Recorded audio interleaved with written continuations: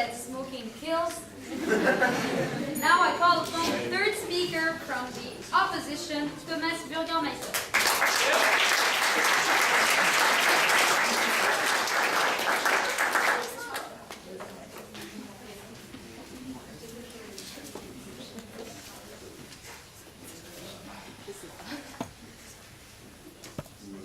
Your Excellency, dashing Madam Chairman, no less elegant Mr. Timekeeper, highly intelligent jury, slightly and sadly lacking in intelligence government, my wonderful opposition, and dear audience, welcome and thank you for coming this evening. Now, a few words before I properly introduce myself on what the government just said. We've now been through plumbers and chess players, and this government seems to believe that to have experience in one single domain allows you to master any other subject. I'm sorry, but a chess player cannot be useful if you have a political problem. Shame. The same with a plumber. You have to get that out of your mind. Now, I will introduce myself. I'm the only member of this unfortunate group blessed with outstanding intelligence. And I only joined them because I wanted to visit the outback on my way to Alice Springs, near Ayers Rock.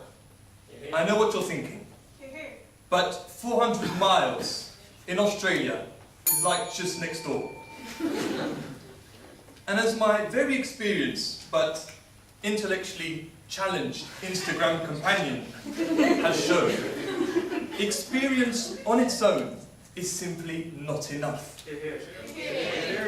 Intelligence is not less important.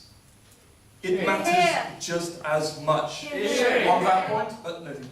But since the government seems so keen on stating that intelligence is more important, I shall demonstrate that intelligence alone can sometimes suffice. My first argument will be that intelligence makes you adaptable in any types of Point of situation. information, please. No, thank you.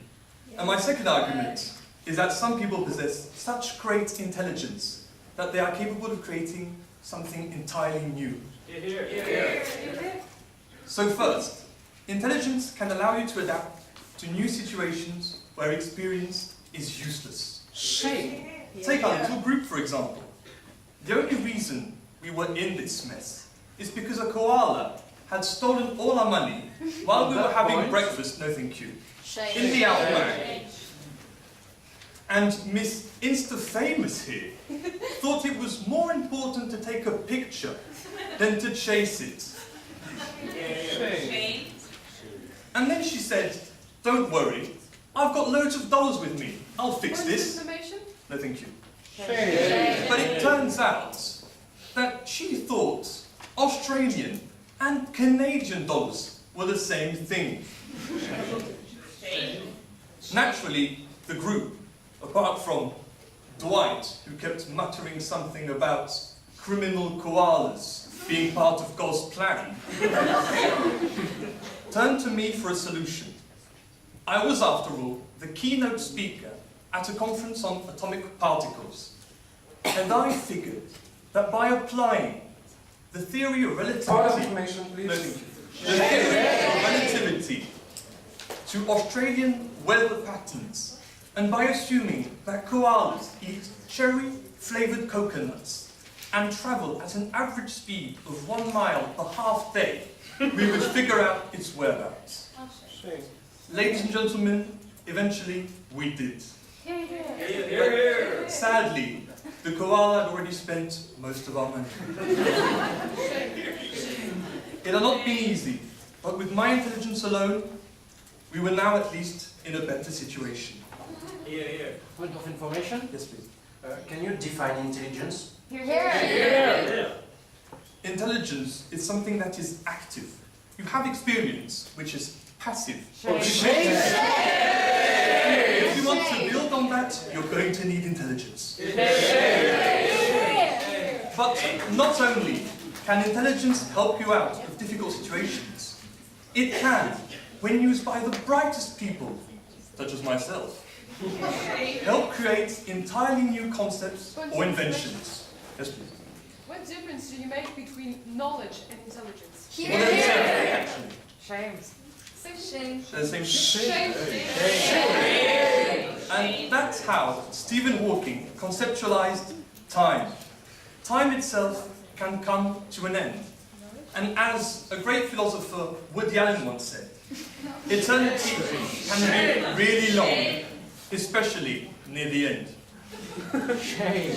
And look at how the scientists managed to calculate, no thank you, to the minute, how to land a space probe on a comet that was 12 years and 500 million miles away. It gives me hope that even with this group and Sarah's driving, we will eventually reach Ayers Rock. So you see, these creations and concepts are what intelligence can do on its own. It seems preposterous then for the government to even suggest that experience is more important than intelligence. That's why, ladies and gentlemen, we are asking you to use your intelligence and help us oppose this motion.